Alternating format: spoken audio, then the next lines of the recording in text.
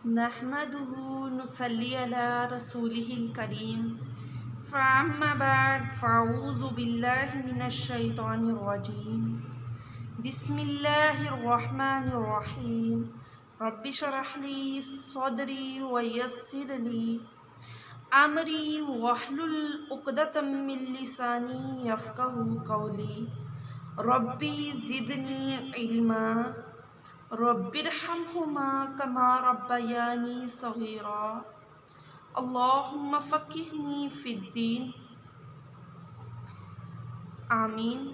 अस्सलामु अलैकुम व रहमतुल्लाहि व बरकातुहू। मैं उम्मीद करती हूँ कि आप सब लोग सेहत और ईमान की बेहतरीन हालतों में होंगे। अल्लाह ताला आप सबको सेहत और ईमान की बेहतरीन हालतों में रखते हुए हर तरह के शर से महफूज फरमा ले और आप सबके साथ अल्लाह ताला खैर का मामला फरमा दे। मेरे लिए भी आपके लिए भी अल्लाह ताला आपकी ज़िंदगियों को आसानियों वाला बना दे। आमीन। अपनी बात का आगाज़ करती हूँ। हम किसी को सुनते हैं तो हम जानना चाहते हैं बोलने वाला है कौन। तो पहले मैं अपना इंट्रोडक्शन कराऊंगी मुख्तसर सा। मेरा नाम मैमुना असलम है और मैं सियालकोट से बिलोंग करती हूँ। अल्हम्दुलिल्लाह सुम्मा अल्हम्दुलिल्लाह आप सब की तरह एक आम सी लड़की हूँ। तो मुझे बस आप सब ने अपनी सिस्टर समझना है।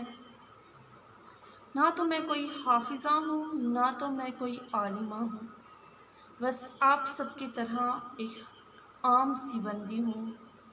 लेकिन इसके बावजूद मेरे रब ताला ने मेरे ऊपर करम किया, फ़ज़ल किया, तो मुझे अपने ख़ास बंदों में शामिल कर लिया। अपने कुरान की बदौलत से, कुरान की वजह से अल्लाह सुब्हाना ताला ने मुझे ख़ास बंदों में शामिल कर लिया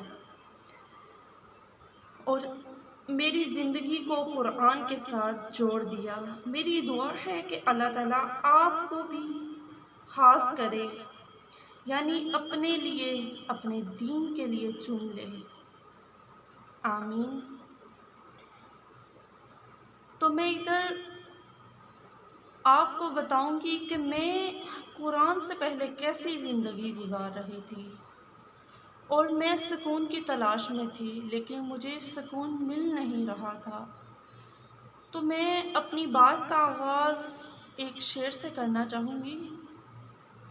थी मैं सुकून ढूंढती पहाड़ों में बहारों में, थी मैं सुकून ढूंढती पहाड़ों में बहारों में, उसकी तलाश में जा निकली चांद तारों में, उसकी तलाश में जा निकली चांद तारों में, मगर वो मुझे मिला कुरान के 30 पारों में, मगर वो मुझे मिला कुरान के 30 पारों में।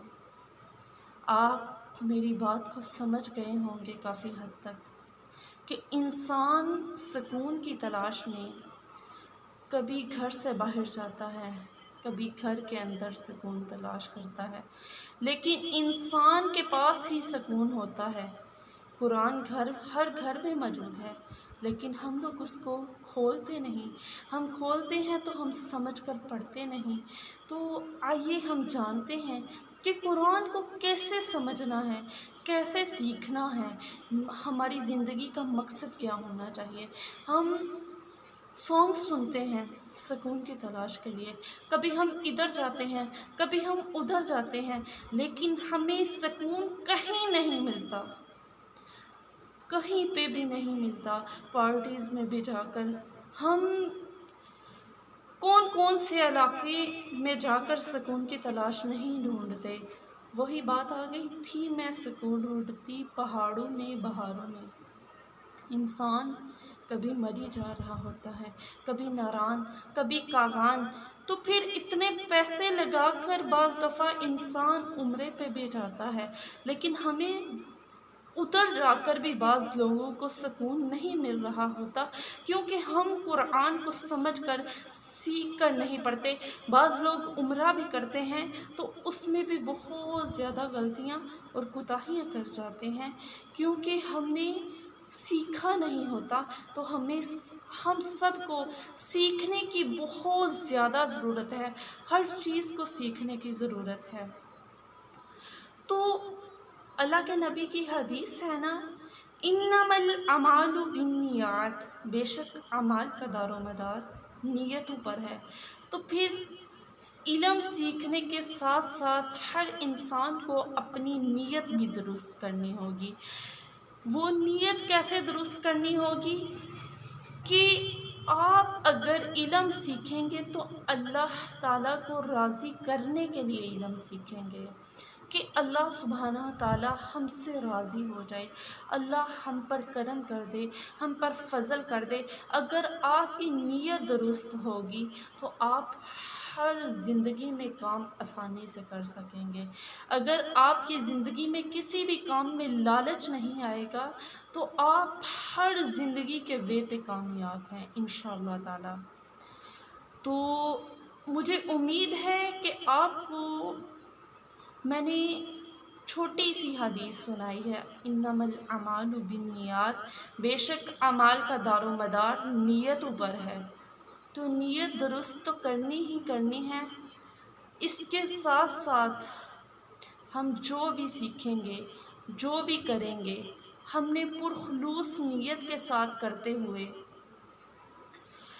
اس کو بہت اچھے سے یاد بھی کرنا ہے، سمجھنا بھی ہے اور سیکھنا بھی ہے انشاءاللہ تعالی۔ آج یہ میرا مختصر سا لیکچر تھا۔ اللہ تعالیٰ آپ کے دلوں پر میری باتوں کو اتار دے اور ہر طرح سے آپ کو محفوظ فرما لے۔ اللہ تعالیٰ آپ سب کے لیے خیر کا معاملہ فرما دے۔ السلام علیکم ورحمۃ اللہ وبرکاتہ۔